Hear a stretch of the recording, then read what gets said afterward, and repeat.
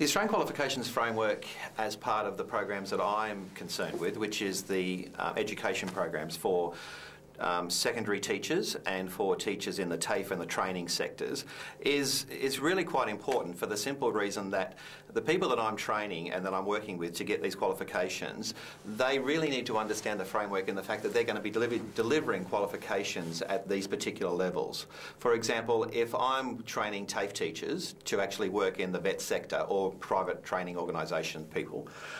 their role is to basically design training programs for certificate level 1s, 2s, 3s, right through to diploma and possibly advanced diploma. So they need to understand the key characteristics of what those qualifications mean,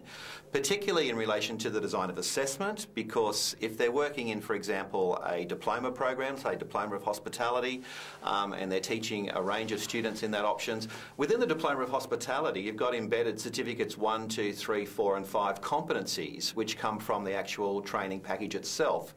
So teachers need to be able to design particular assessments to meet that particular level according to the AQF. So for example, if I'm doing introduction competencies with certificate 1, then I need to make sure that my assessment design and my program design is relevant to the needs of students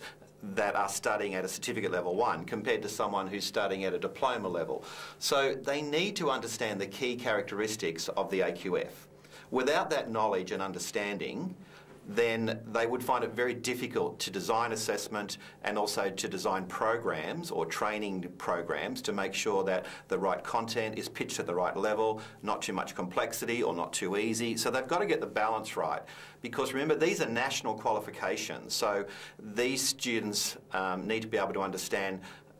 the realisation that a national qualification means portability. So I can get this qualification in Victoria, New South Wales, and I can take it anywhere in the country, and plus overseas in many cases too. So I really need to know and understand the details surrounding AQF.